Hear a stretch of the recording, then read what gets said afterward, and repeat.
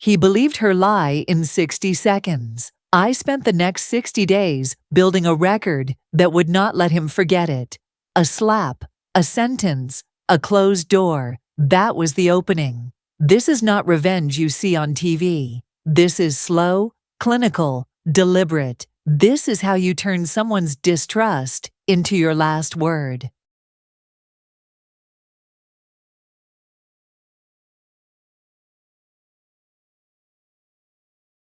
My name is Elena Moore.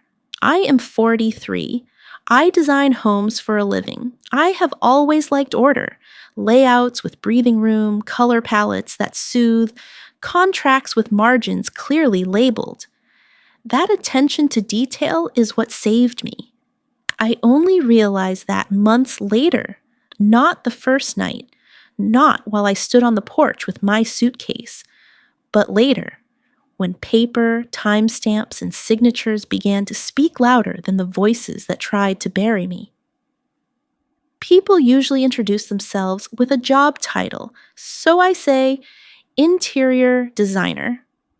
But if this story asks for more, I'll add that I was once married twice, foolish in different ways both times, and finally met Richard at a point when I thought I'd learn how to place my life in the right corners.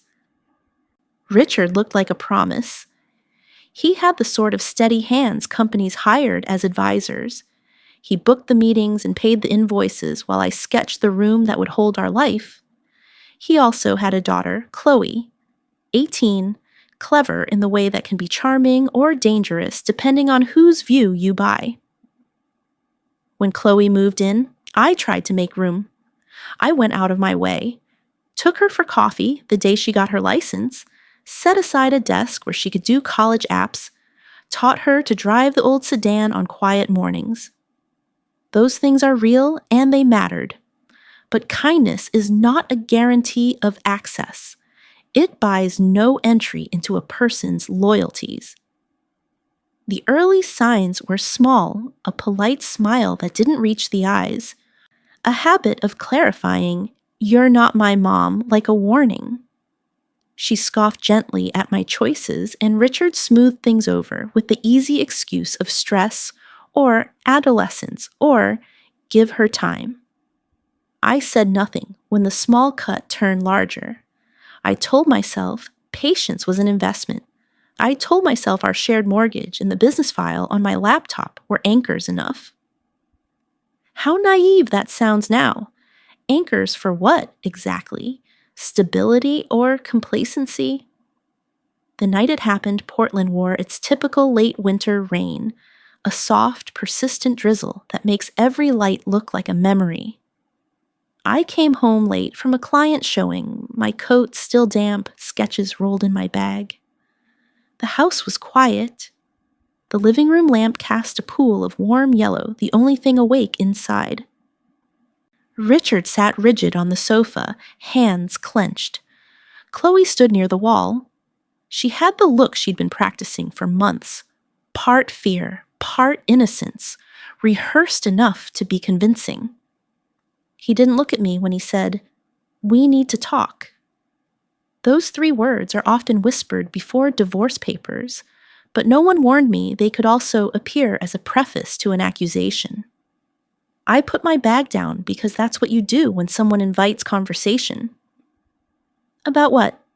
I asked. My voice was tired. Chloe began to speak almost immediately, voice shaking, eyes glassy in a way that screamed practice beneath truth.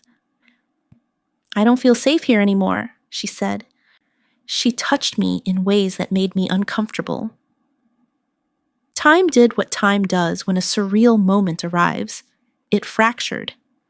I recall the scent in the room, lavender from the diffuser, a faint espresso, and I recall that my first reaction was to laugh, sharp and incredulous because there was no context in which this sentence fit.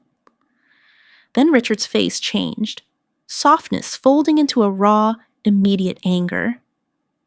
"Is it true?" he asked, the simplest possible question.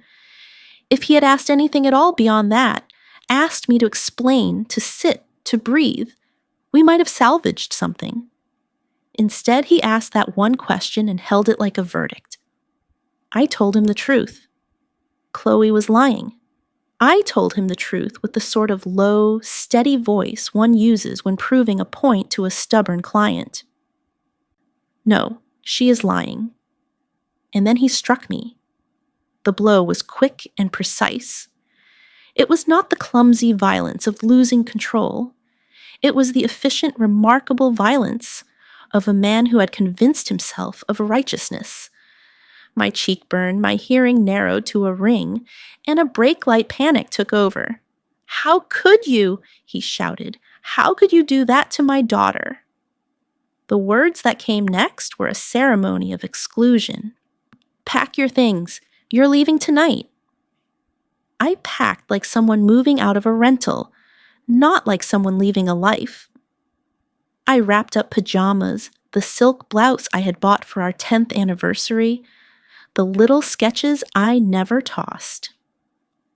Chloe watched from the hallway with the exact expression she used on the couch. Composed, dry-eyed, small satisfaction in the tilt of her mouth. When I paused in the doorway, heels on the mat, hand still on the knob, Richard said, flat and final, "Don't contact us again." The door closed and the sound of it echoed down the street like a bell. I stood on the porch with the rain in my hair, and for the first time I felt entirely unmoored. The marriage I had believed in was gone, not via argument or even betrayal, but via the economy of a sentence. One accusation, one instinctive belief, and a man's refusal to ask for clarity. I called Aaron. I shouldn't have had to make that call. Reasonable marriages do not end on porches with suitcases. But things had stopped being reasonable. Aaron unlocked his flat and opened his door to me without questions, his face already set in the expression of a friend who knows when to hold space. He offered a couch, a mug of tea, and the phrase I had been hungry for. "I believe you." We all hunger for witnesses. I learned that night how small a detail is required. A friend to say your name and say it back to you truthfully. That sentence, "I believe you," alone soothed some of the acute terror. It did not fix the world, but it made the next step possible. Richard's response to my leaving was a short text the next morning, 4 words that contained the cruelty of a verdict. "You're a monster." It hurt more than the wind of the slap. Words are cheap until they demonstrate a cost. I woke up angry, then feverish, with a chill that required action. Aaron left a small note on the kitchen counter before he went to work. "Don't sit in this forever. Fix it. Fix it." In practice, that meant legal reality, not the public theater of shouting on social media. I have always believed in signatures and receipts, in the way numbers and dates do not dream or cry or perform. They hold the truth in a way people sometimes refuse to. So, I made a list. Deeds, bank transfers, emails with deadlines and annotated invoices. I pulled files from the server, dug through old tax returns. I created a paper trail because I realized, with a visceral clarity, that if voices could be manipulated, then documentation could not. I found Mr. Whitman's office by searching Family Attorney Portland. He was older, the kind of lawyer whose face seemed to have been shaped by the habit of never being surprised. He asked precise questions and made notes in a professional planner, the kind with expensive paper. He asked who was on the mortgage, who signed the contracts for the business, where the capital had come from. "Yes," I told him. "Everything is in both our names."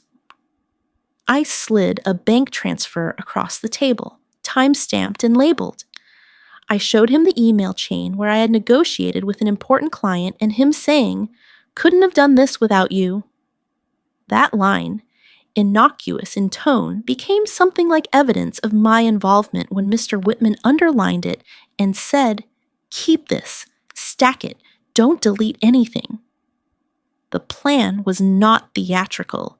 He advised patience and strategy. "Do not answer the provocation," he said. "Let them speak first. Preserve your records. Keep a witness who can corroborate what happened that night." I listened and obeyed. I taped the trembling audio of my own voice into a folder, wrote down the sequence of events in detail, and asked Aaron to write a short statement about the moment he'd let me in. I didn't have the smug triumph of a star in a courtroom drama. I had a binder with neat tabs and labeled pockets. I slept in short bursts and woke up drafting emails for discovery. At first, the world outside my apartment was a chorus of polite avoidance. People who had once greeted me at community events began to cross the street when they saw me. Comments arrived on the business page asking for clarifications, whispers that clung like damp to the bottom of my dresses. Chloe's social posts were careful and vague, a line of breadcrumbs that invited inference. But paper, as Mr. Whitman reminded me, does not gather sympathy. It collects facts. 2 weeks from the night I left, Richard walked up the path to Aaron's building looking practiced in his contrition. He wanted a meeting. He wanted me to apologize and to provide compensation for the distress Chloe had experienced. He talked like a man arranging reparations for an inconvenience. He folded his hands and presented a case of manufactured hurt. I listened. I could have been theatrical, slammed doors, shouted recriminations. Instead, I reached into my leather bag and placed on the coffee table an envelope I had prepared days earlier. It was thick with papers, typed, stamped, and signed when I had agreed to a settlement structure that protected my contributions and my name. Then I slid a second, thinner envelope across the table. Inside was a single piece of paper, the initial draft of divorce, formal, precise, unemotional. Richard's face went pale. He swallowed. "You're serious?" he asked. For the first time since this started, he seemed uncertain. His control system, anger, accusation, paternal fury, wobbled. Chloe, who had accompanied him, suddenly looked smaller. Yes, I was serious. The rest of Act 1 is the quiet of that evening, the slow calming of a body that had been keyed for crisis, the small, triumphant organization of evidence into the form that would make silence impossible. When I closed the apartment door that night, it felt different than the last time. It was not a hinge closing on a life I had lost forever. It was a seal, a containment, the first of many actions that would make their version of events insufficient to undo mine. He left with the sound of denial still echoing behind the door. I stood there for a while, hand on the knob, until the silence in the hallway grew heavy enough to push me back inside. The first thing I did was breathe, long, deliberate breaths that burned my chest. Then I reached for my laptop. There's a kind of comfort in structure, in folders and subfolders, in renaming chaos into Proof 1, Proof 2, Proof 3. That night, I began an archive. I labeled every document with dates, bank references, client contracts, anything that tied my name to what we'd built. If he had turned my reputation into a rumor, I would turn his accusation into a record. By dawn, the floor was covered in paper, coffee cups, receipts, printed transfers, even old photos from the studio's first year. Me standing beside Richard, both of us holding a grand opening banner like fools who believed in permanence. The photo went into a folder named Exhibit 0, a reminder of where Faith had once lived. Later that morning, I emailed Mr. Whitman, subject line, update, documentation ready. He replied within minutes, come in at 11, bring everything. The office smelled like cedar and old books. Whitman greeted me with the slow nod of a man who measures urgency in syllables, not volume. He flipped through the pages I handed him, highlighting key lines, circling totals, cross-referencing bank codes. After a while, he said, "You've done half my job already." I almost smiled. "Occupational habit. Designers like symmetry?" He looked up. "Then you'll appreciate this part. Strategy is architecture, too." He drew a diagram on a yellow legal pad. On one side, allegation. On the other, evidence. Between them, a line labeled time. "Let them talk first," he said. "Every lie requires maintenance. You'll just wait until it collapses under its own upkeep." I nodded. "So I keep silent?" "For now. Silence is not surrender, Mrs. Moore. It's containment." That word, containment, felt like armor. I left the office lighter than I'd arrived, though nothing external had changed. Outside, the Portland sky was the color of concrete, but in the gray, there was still direction. At home, Aaron had rearranged his living room. He'd cleared one corner for a folding table, set a small printer on it, even labeled a drawer Elena's War Room. "I figured you'd need Command Central," he said. I laughed for the first time in weeks. "Remind me to put your name on the victory plaque." He handed me coffee. "Victory's a big word. Let's aim for clarity first." The following days blurred into routine. Wake at 7, print documents, highlight discrepancies, drink too much coffee, forget to eat. I built a fortress out of paperwork, and in between I checked social media less and less. Chloe had turned subtle into weaponry. Her posts were captions like, "Healing takes courage," paired with a wistful selfie. The comments under it said everything. "Proud of you, stay strong." And there I was, the unnamed villain people loved to decode.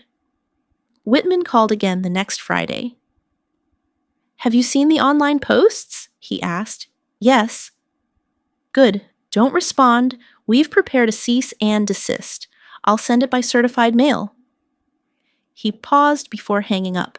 "Remember, every lie has a timestamp. Screenshots are your friends." I took his words literally. I printed everything. Post, comments, shares. Each one numbered and stapled. The pile grew heavier by the hour, a tangible record of virtual malice. That night, Aaron came home late and found me cross-legged on the floor, surrounded by pages. "Looks like a crime scene," he said softly. "It is," I replied. "Just not the kind they can prosecute yet." He sat down beside me.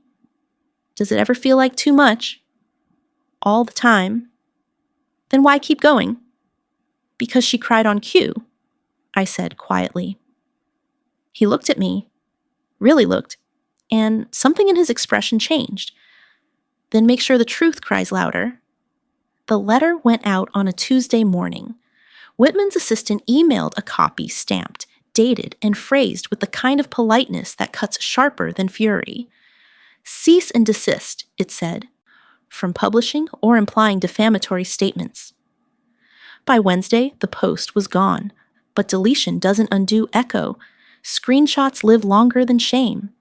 The silence after was almost suspicious. No new posts, no messages, no public remarks. Just the low hum of people talking where you couldn't see them. Online forums, neighbors, clients, everyone speculated. To them, we were a half-written story, and people loved to finish those. One afternoon, I stepped out for coffee. The barista, who used to ask about my design projects, handed me the cup without looking up. Across the street, 2 women from the neighborhood leaned together, whispering. I caught one phrase. "That's her." It hit like sleet.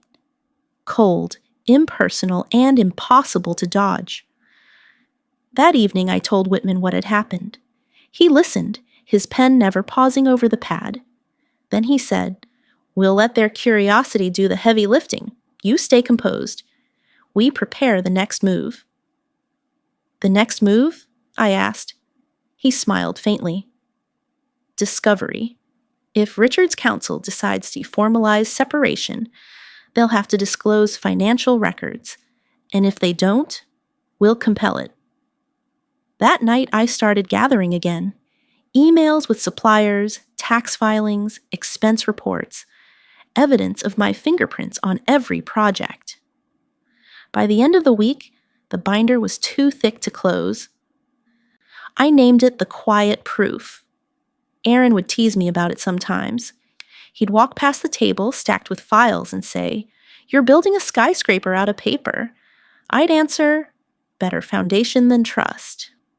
He never argued. The first contact from Richard came a few days later, an email titled, "We need to talk like adults." It started with the word, "Hey," casual, as if he hadn't thrown me out of our home like an intruder. He wrote about misunderstandings, about how things got out of hand, and then the real ask, "Maybe we can settle this quietly, no lawyers." I forwarded it to Whitman without replying. Within minutes, he called. "Do not engage," he said. "That email is bait. He wants you emotional, not strategic." Then what do? Nothing. Silence is your statement. I thought silence would be easy. It wasn't. Every instinct wanted to correct, to shout, to set the record straight.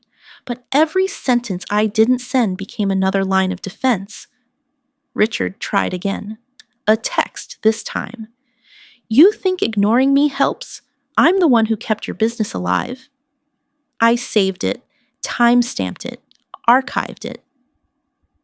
Then, for the first time since all this began, I slept through the night.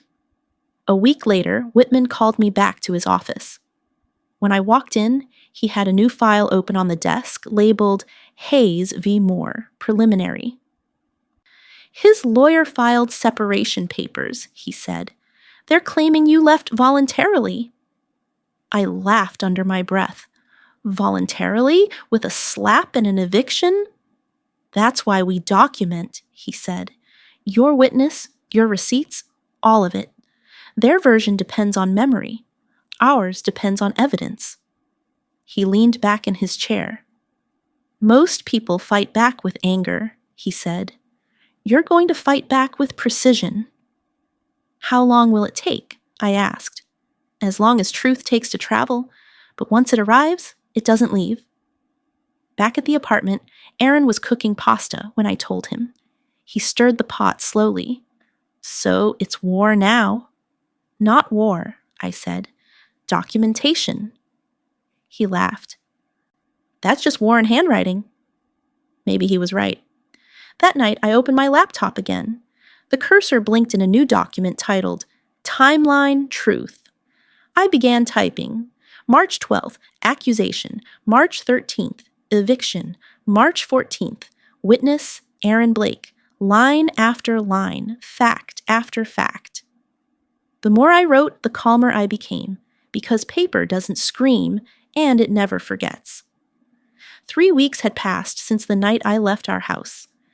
In that time, I had learned the rhythm of solitude. Coffee, documents, silence, repeat. The world didn't care much. My phone stayed quiet. My inbox filled only with legal threads and automated reminders. But sometimes quiet isn't peace. It's just the pause before someone knocks. That knock came on a Saturday morning. 3 hard raps, fast, like a demand rather than a request. Aaron wasn't home. I already knew who it was before I opened the door. Richard stood there, jaw tight, eyes red from either lack of sleep or too much guilt. He didn't say hello. He just pushed the door slightly, enough to step inside without permission. "Are you really going to keep pretending?" he asked. "Pretending what?" "That you're innocent." I didn't flinch. "I'm not pretending anything." He laughed, short, brittle. "You've destroyed my relationship with my daughter. You've poisoned everything." "No," I said calmly. "Your choices did that." He took another step closer. "Do you even feel sorry for what you did to us?" "Which part?" I asked. The part where I existed, or the part where I refused to vanish quietly? His nostrils flared. You've turned everyone against me. I haven't turned anyone, I said. Truth just travels slower, but it arrives. He slammed his hand on the table. The sound echoed through the small apartment. Stop acting like some saint with a lawyer. You're manipulative. I stayed still. Silence is often mistaken for weakness. That morning, it was a weapon. He pointed a shaking finger at me. You think this will end well for you? You think people will believe your side forever? I said nothing. The more he spoke, the smaller he became in the room. Then came the lie. One so absurd it almost made me laugh. He shouted, You hit me! The words cut through the air like broken glass. For a heartbeat, everything froze. Then a door opened down the hall. Aaron stepped out, still holding a towel, hair damp from the shower. He looked straight at Richard. No, she didn't, he said, voice steady. I saw everything. You're lying. Richard's face drained of color. He hadn't realized anyone else was home. The silence that followed was the kind that weighs a room down. Aaron stepped closer. You need to leave. Now. Richard stammered something, half threat, half apology, and stormed out. The door slammed so hard the frame shook. For a full minute, neither of us moved. Then Aaron exhaled. He's unraveling. Don't ever open the door to him again. I nodded, grabbed my phone, and began recording my own voice. Date, time, incident. Richard Moore entered without consent, attempted false accusation. Witness, Aaron Blake. I sent the audio to Whitman immediately. Within minutes, he replied, Good. Keep every detail. This is escalation. We'll handle it. Monday, I sat in his office again. Whitman was already drafting a motion. He added Aaron's written statement and attached the audio log. He's getting desperate, Whitman said. That's useful. Useful? I asked. People who lie eventually start manufacturing new lies to support the old ones. That's when the record overtakes them. He looked up from the papers. We'll file for divorce formally this week. You'll get your half of the business and house. But more than that, we'll file a protective order. He can't approach you again. I swallowed hard. It's really happening then? Yes, he said. And from now on, you don't react. You document. That night, I printed everything again. Duplicates of duplicates, emails, texts, receipts, witness notes. I sealed them in a labeled box. Case Core, Moore v. Moore. Then I wrote a single line on the inside of the lid. Paper speaks louder than tears. When I turned off the lamp, I realized the fear had shifted. It wasn't gone, but it was manageable. Because now the story wasn't just theirs to tell, it was mine, on paper, with proof. The courthouse smelled like dust and discipline. Even the walls seemed to know how to listen. I stood at the security gate, clutching a folder so thick my fingers ached. Whitman was already inside, talking to the clerk, his tie crooked in a way that meant he'd been thinking too hard to care about presentation. This was it. The day paper would finally speak louder than pity. When he saw me, Whitman nodded once. Deep breath. It's just architecture, remember? You've built stronger foundations before. I nodded, half smiling. Let's hope this one holds. The courtroom itself was smaller than movies make it look. No grandeur, no echoing steps, just beige walls, a muted clock, and an air conditioning unit that hummed like a nervous witness. Across the aisle sat Richard, his suit too new, his posture rehearsed.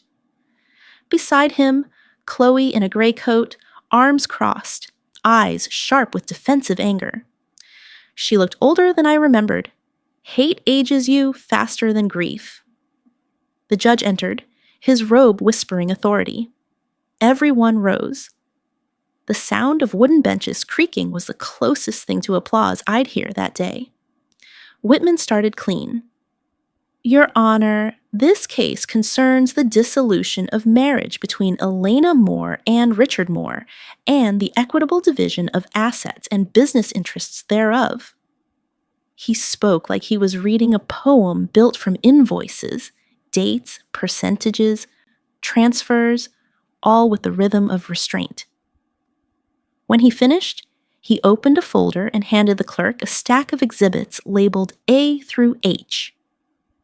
Each document was a brick in the wall of truth I had been laying for months. Richard's attorney, a younger man with perfect hair, stood. He began with charm, the weapon of those who don't yet realize they're losing. Mr. Moore, he said, is a devoted father who has suffered greatly due to these misunderstandings. He regrets the emotional tension and hopes to move forward peacefully. Peacefully, I thought, after the slap, the lies, the eviction. Whitman's expression didn't change, but his pen stopped tapping. That meant, your turn's coming. When it was our turn to present, he started with calm precision. Your Honor, Exhibit B demonstrates Mrs. Moore's direct financial contribution to the business in question.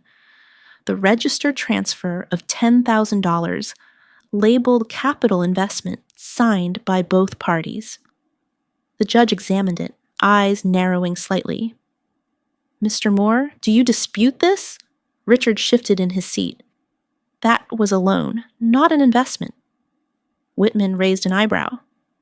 Then where is the repayment record? Silence.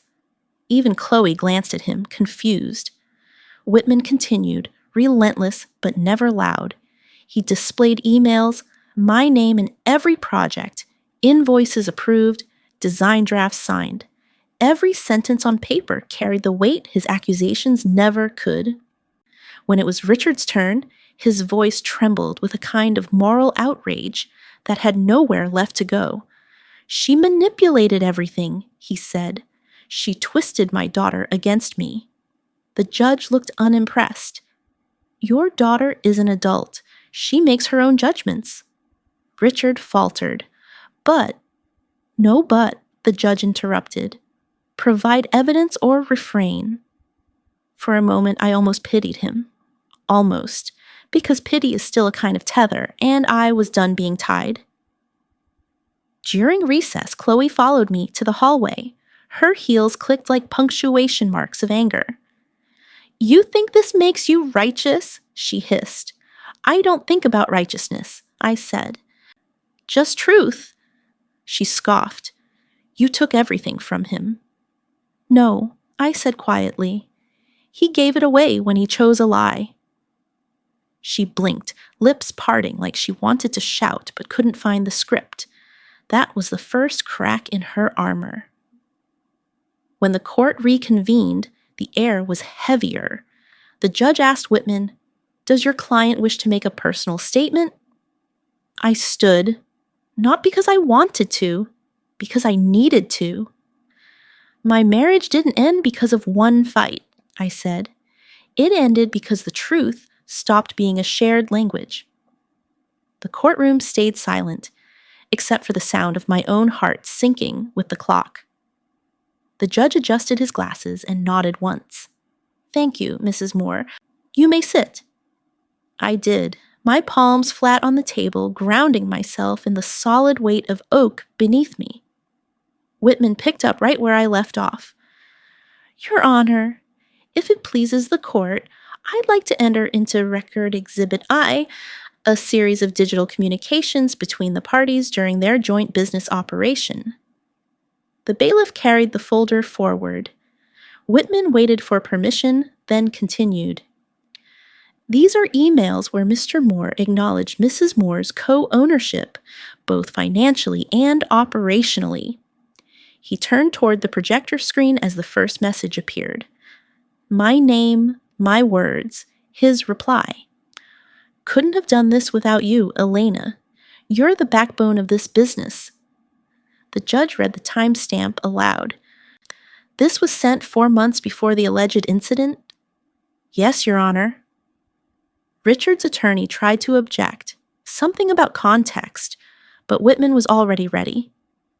He flipped to another email. Make sure your name's on the next client contract, too. You deserve the credit. The courtroom felt like it exhaled at once. Richard shifted again. His tie was no longer straight.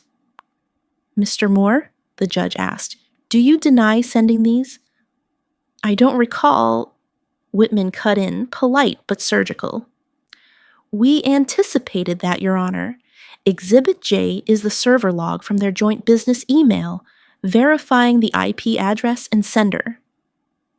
The young attorney leaned over, whispering urgently to Richard. Whatever was said, it drained the last color from his face. Chloe sat rigid, eyes flicking between her father and the screen. For the first time, her expression faltered. Whitman didn't press further. He simply closed the binder with a soft click, the sound of certainty, not aggression. Then he said, no further questions at this time.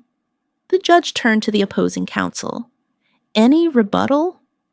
The attorney stood, hesitated, then said, we would like to call Miss Chloe Moore for testimony. The room stiffened. I felt my pulse slow, not quicken.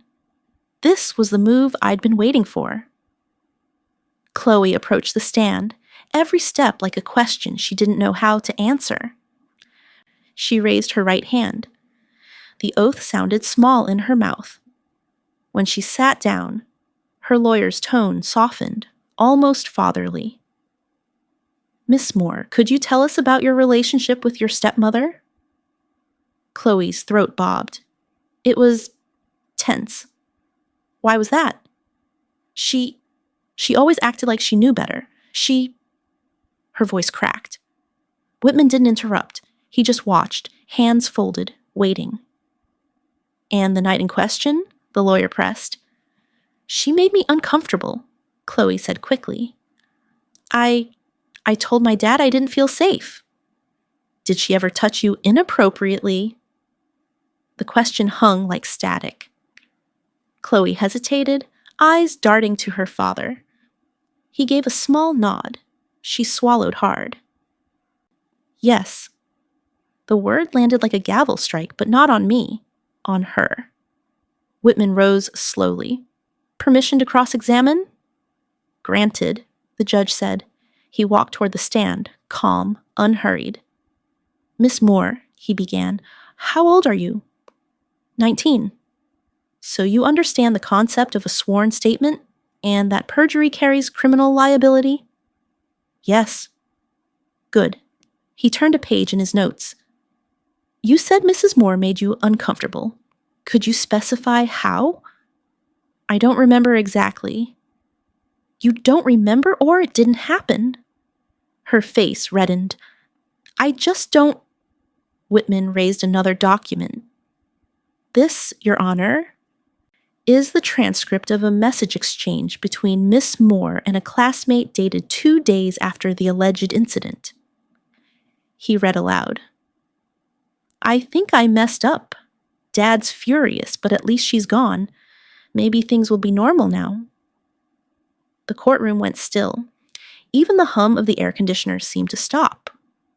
Chloe's lips parted. That's not what I meant. Whitman's voice remained level. It's what you wrote. He turned to the judge. Verified by metadata, Your Honor. Timestamp, originating device, and ID all match. Richard sank in his chair. For the first time since this began, he looked like the smaller parent. Chloe tried to speak, but her voice broke into a sob that sounded more human than anything she'd said so far. The judge cleared his throat. We'll take a short recess.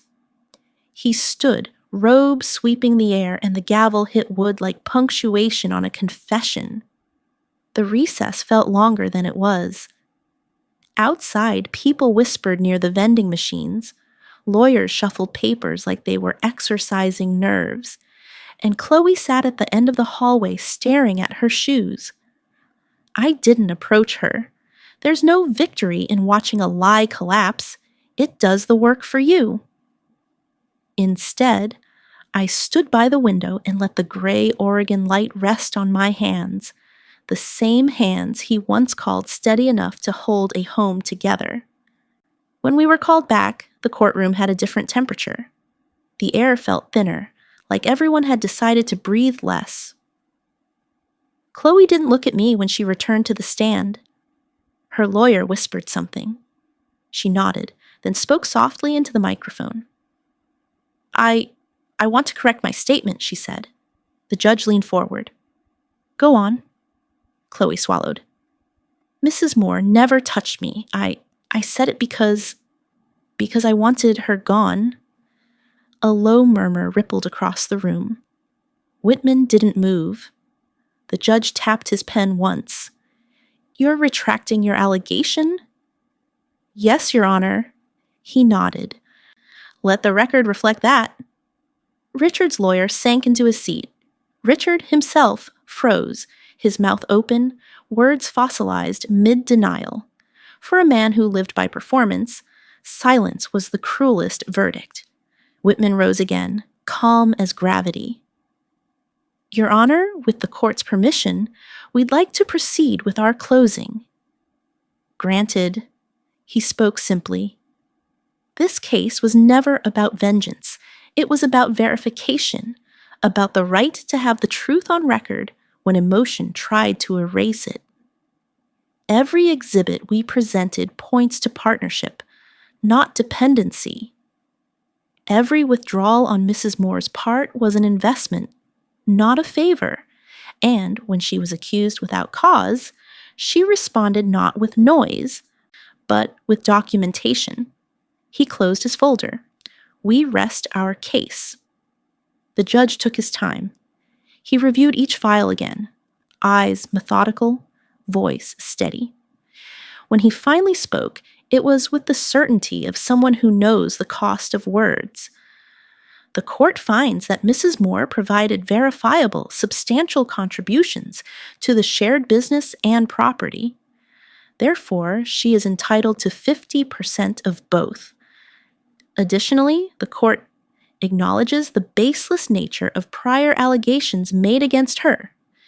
Mr. Moore is ordered to cover legal expenses incurred as a result of false statements and misconduct during proceedings. The gavel hit wood. One clean sound. No shouting, no applause. Just the quiet shift of power returning to where it belonged. Richard stayed seated, head low. Chloe stood a few feet away, trembling, not from anger this time, but realization. She turned toward me, eyes rimmed red. I didn't think it would go this far, she whispered. It always does, I said gently. That's the thing about lies. They only stop when truth gets tired of waiting. She nodded once, tears breaking through, then walked out before anyone could stop her. Whitman gathered the files into a neat stack. Congratulations, he said quietly. Not everyone survives this kind of war intact. I didn't, I answered, but I rebuilt. We left the courtroom in silence. Outside, reporters waited, not for me, but for the drama they'd expected and didn't get. I walked past them without a word. The rain had started again, thin and constant, Portland's way of cleansing without ceremony. When I reached my car, I looked back once. Through the glass doors, I could see Richard still sitting there, unmoving. He looked smaller than the man who'd once filled every room with his certainty. And for the first time, I didn't feel anger. I felt distance, the kind you can't measure in miles, only in truth. Later that night, I opened my journal, the one I'd started the week he threw me out. On the first page, I had written, he didn't even ask my side. Now I turned to the last page and wrote, he finally heard it, in court. Then I closed the book, placed it in the box with the rest of the evidence, and sealed it shut. Not to hide it, to preserve it. Proof that sometimes collapse is just another form of confession. The weeks after the verdict felt like the air after a storm. Lighter, but full of the scent of things uprooted. I thought freedom would sound like applause. It didn't. It sounded like silence that finally meant safety. Each morning I'd wake before the sun, make coffee, sit by the same window in Aaron's apartment, watching the city shake itself awake. Sometimes the quiet would trick me, make me think I'd dreamed the whole thing. But then I'd glance at the thick folder of court papers on the table and reality would hum back. You survived. The house went up for sale 2 weeks later. A clean legal notice, black ink on white paper, nailed to what used to be our front gate. I didn't go there to see it. Aaron did. He sent me a picture, then called. "It's strange," he said, seeing a for sale sign on something that once looked permanent. I smiled faintly. Permanence is just a long word for denial. The money came in stages, half from the business, half from the house once it sold. When the final transfer hit my account, I sat staring at the numbers. They didn't feel like victory. They felt like closure. Expensive, exhausting closure. For days, I didn't touch a cent. I kept hearing Whitman's voice. Paper speaks louder than tears. He was right, but even paper can't rebuild what trust destroys. So I started small. I moved out of Aaron's and rented a modest studio downtown, a box of sunlight with one squeaky window and a view of the river. I filled it with secondhand furniture, plants I wasn't sure I could keep alive, and quiet that didn't feel lonely anymore. The first night there, I cooked dinner for myself. Halfway through eating, I realized something almost laughable. I hadn't cooked for me in over a decade. Every meal had been for someone else. For Richard, for his daughter, for the illusion of a family that never truly saw me. I raised my glass of cheap wine and whispered, "To the woman I finally feed." Days blurred gently. Letters from the court stopped. People who had once avoided me started reaching out. Old clients, acquaintances, even neighbors who'd looked away when rumors spread. Most messages started with the same sentence. "I'm so sorry for believing what I heard." I never replied. Not out of bitterness, but because I didn't need their permission to exist anymore. One evening, as the sky turned the color of diluted copper, my phone buzzed. A number I hadn't seen in months. Richard. For a long moment, I just stared at the screen. Then, slowly, I answered. His voice was smaller than I remembered. "Hi. Richard? I know I shouldn't call." "You shouldn't," I said softly. He took a shaky breath. I wanted to say I'm sorry." I said nothing. The silence on my end stretched like glass between us. "I've lost everything," he continued. "The business, Chloe. She won't even talk to me. I don't know how to live with what I did." Finally, I said, "You live with it by not calling the person you broke." He exhaled a sound between a sob and a laugh. "You always were good with words." "That's because I learned what silence costs." I didn't hang up. I waited. He said quietly, "Do you hate me?" I thought about it. "No," I said. "I just don't remember who you were anymore."